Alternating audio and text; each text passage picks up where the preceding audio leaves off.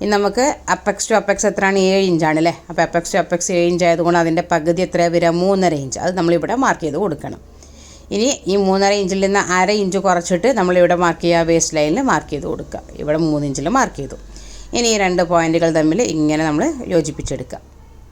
അതിനുശേഷം നമുക്ക് dot mark ചെയ്ത് കൊടുക്കണം, വേസ്റ്റ് ഡാട്ട് നമ്മുടെ മെഷർമെൻറ്റ് അനുസരിച്ചിട്ട് നമുക്ക് 3 ഇഞ്ചാണ് വേസ്റ്റ് ഡാട്ട് കൊടുക്കേണ്ടത്. അപ്പോൾ കറക്റ്റായിട്ട് നമ്മൾ ടാപ്പ് ഇവിടെ വെക്കുന്നു. എന്നിട്ട് 3 ഇഞ്ചിൽ നമ്മൾ മാർക്ക് ചെയ്ത് കൊടുക്കുന്നു. ഇവിടെ നമ്മൾ ലൈന് വരച്ചു കൊടുക്കുന്നു. ഓക്കെ ആണല്ലോ. ഇനി വേസ്റ്റ് ഡാട്ട് എങ്ങനെയാണ് ഷേപ്പ് ചെയ്ത് കൊടുക്കേണ്ടതെന്നൊക്കെ നിങ്ങൾക്കറിയാം. ആദ്യം ഈ ഒരു ലൈനിൻ്റെ സെൻറ്റർ കണക്കാക്കുക. സെൻറ്ററിലൊരു പോയിൻ്റ് കൊടുക്കുന്നു.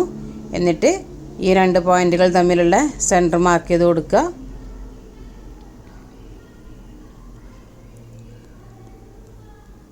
അതിനുശേഷം ഈ 2 പോയിൻറ്റുകൾ തമ്മിലുള്ള സെൻറ്റർ മാർക്ക് ചെയ്തെടുക്കുക. ഇനി ഈ പോയിൻറ്റിൽ നിന്ന് 1/2 ഇഞ്ച് പുറത്തേക്ക് മാർക്ക് ചെയ്യുക. ഇവിടെ നിന്ന് 1/4 ഇഞ്ച് പുറത്തേക്ക് മാർക്ക് ചെയ്യുക. സ്കെയിൽ വെച്ചിട്ട് ഈ 2 പോയിൻറ്റുകൾ സ്ട്രെയിറ്റ് ആയിട്ട് യോജിപ്പിച്ചെടുക്കുക. ഇനി വരുന്നത് നമുക്ക് ആമോൾ സ്കെയിൽ വെച്ചിട്ടോ അല്ലെങ്കിൽ കൈ കൊണ്ടൊക്കെ ഷേപ്പ് ചെയ്ത് കൊടുക്കാം കേട്ടോ. ഞാനിപ്പോൾ ആമോൾ സ്കെയിൽ വെച്ചിട്ട് തന്നെ ഷേപ്പ് ചെയ്ത് കൊടുക്കുന്നുണ്ട്. കറക്റ്റ് ഈ 2 പോയിൻറ്റുകൾ തമ്മിൽ ഇങ്ങനെ യോജിപ്പിച്ചെടുക്കുക. ഇനി സ്കെയിലിനെ തിരിച്ച് വെച്ചിട്ട് ഈ പോയിൻറ്റിലേക്ക് ഇതിനെ സെറ്റാക്കി കൊടുക്കുക. ഇനി ഉള്ളിലേക്ക് ജസ്റ്റ് ഒന്ന് കൊടുത്തിട്ട് ഇതിനെ നമുക്ക് ഷേപ്പ് ചെയ്യാം കേട്ടോ. അപ്പോൾ നമ്മുടെ വേസ്റ്റ് ഡാട്ട് കംപ്ലീറ്റ് ആയിട്ടുണ്ട്.